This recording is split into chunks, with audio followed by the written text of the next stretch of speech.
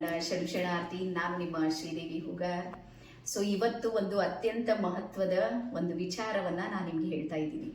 ಸಾಕಷ್ಟು ಸಲ ನಾವು ಜೀವನದಲ್ಲಿ ನೋಡ್ತೀವಿ, ಏನು ಅಂದ್ರೆ ನಾವೇನು ಒಳ್ಳೇದು ಮಾಡ್ತಾ ಇರ್ತೀವಿ, ನಮಗೆ ರೆಸ್ಪಾನ್ಸ್ ಆ ಕಡೆಯಿಂದ ನೆಗೆಟಿವ್ ಆಗಿ ಬರ್ಬೋದು.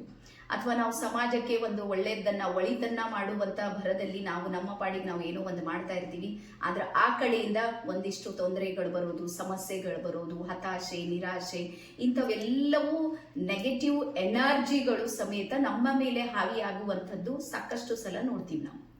ಇಂಥದ್ದೇ ಭಯಕ್ಕೆ ಅಥವಾ ಇಂಥದ್ದೇ ಕಾರಣಕ್ಕೆ ಸಾಕಷ್ಟು ಜನ ಒಳ್ಳೆಯದನ್ನ ಮಾಡೋದಕ್ಕೆ ತಯಾರಾಗಿರುವುದಿಲ್ಲ. ಅವ್ರು ಭಯ ಪಡ್ತಾರೆ.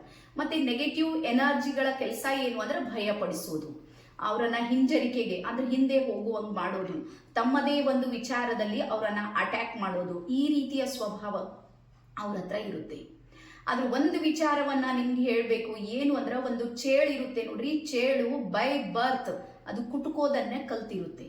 ಅಂದ್ರೆ ಅದು ಜನ್ಮತಃನೇ ಕುಟುಕೋ ಸ್ವಭಾವ ಇರುತ್ತೆ. ಹಾಗಾಗಿ ನಮ್ಮ ಸುತ್ತ ಇರುವಂತಹ ಚೇಳುಗಳನ್ನ ನಾವು ಅದು ಬೈ ಬರ್ತ್ ಇರುವಂತಹ ಸ್ವಭಾವ.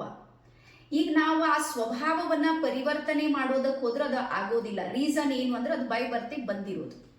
ಈಗ ನನ್ನ ಹತ್ರ ಎರಡನೇದು ಒಂದು ಆಪ್ಷನ್ ಇರುತ್ತೆ, ಏನು ಅಂದ್ರೆ ನಾನು ನನ್ನ ಪರವಾಗಿ ಯಾವುದನ್ನ ಮಾಡ್ಬೇಕು. ನಾನೇನು ಆ ಚೇಳನ್ನ ಹೆದರಿ ಅದು ಕುಟ್ಕುತ್ತಿ ಅಂತ ಹೇಳಿ ಭಯಪಟ್ಟು ನಾನು ನನ್ನ ಜರ್ನಿಯನ್ನ ಒಂದು ಸ್ಟೆಪ್ ಹಿಂದೆ ತಗೋಬೇಕಾ, ಅಥವಾ ನಾನು ಬೌನ್ಸ್ ಬ್ಯಾಕ್ ಆಗಿ ಅದಕ್ಕೆ ಉತ್ತರವನ್ನ ಕೊಡ್ಬೇಕಾ, ಅಥವಾ ನನ್ನ ಪಾಡಿಗೆ ನಾನು ಇರ್ಬೇಕಾ ಅನ್ನುವಂತ ಗೊಂದಲ ನಿಮ್ಗೂ ಸಮೇತ ಇರ್ಬೋದು.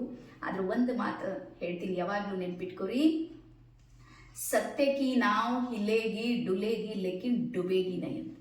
ನಾವು ಏನಾದ್ರೂ ಒಳ್ಳೆಯದನ್ನ ಮಾಡ್ತಾ ಇದ್ದೀವಿ, ಒಳಿತನ್ನ ಸಮಾಜಕ್ಕೆ ನೀಡ್ತಾ ಇದ್ದೀವಿ ಅಂದ್ರ ಈ ಮಾರ್ಗ ಇದೆ ನೋಡ್ರಿ, ಈ ಮಾರ್ಗದಲ್ಲಿ ತೊಂದರೆಗಳು ಬರೋದು ಸಹಜ, ಮತ್ತೆ ಅಷ್ಟೇ ಸರಳವಾಗಿ ಬರುತ್ತೆ, ಯಾವ ಪಾಡಿಗೆ ಅವು ಬರುತ್ತೆ.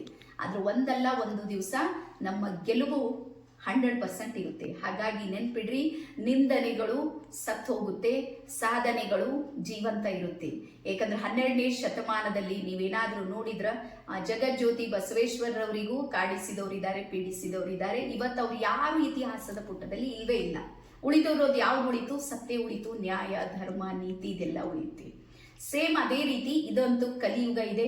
ನನ್ನ ಎಲ್ಲ ಆತ್ಮೀಯ ಬಾಂಧವರಿಗೆ ಹೇಳೋದೇನು ಅಂದ್ರೆ, ನಿಮ್ಮ ಜರ್ನಿಯಲ್ಲಿ ಇಂಥವುಗಳೆಲ್ಲ ಬರುತ್ತೆ, ಅವು ಬರಲೇಬೇಕು, ಮತ್ತೆ ಬರುತ್ತೆ. ಅದು ಬರೋದು ಬೇಡ ಅಂದ್ರೆ ನಡೆಯೋದಿಲ್ಲ. ಯಾಕಂದ್ರೆ ಅದು ಪರಿಸ್ಥಿತಿ ಅಂದ್ರೆ ಅವ್ರ ಸ್ಥಿತಿ. ಅದು ಈ ಅವ್ರ ಸ್ಥಿತಿಯನ್ನ ಇಟ್ಕೊಂಡು ನಾನು ನನ್ನ ಸ್ಥಿತಿಯನ್ನ ಹಾಳು ಮಾಡ್ಕೊಳ್ಳೋದಕ್ಕಿಂತ ನಾನು ಇನ್ನೂ ಗಟ್ಟಿಯಾಗಿ ಮತ್ತೆ ಒಂದು ಸ್ಟೆಪ್ ಅನ್ನ, ಹೆಜ್ಜೆಯನ್ನ ಇಡೋ ಪ್ರಯತ್ನವನ್ನ ನಾವೆಲ್ಲರೂ ಮಾಡಿದ್ರೆ ಒಂದಲ್ಲ ಒಂದು ದಿವಸ ಗೆಲುವು ಖಂಡಿತವಾಗಿ ಇರುತ್ತೆ.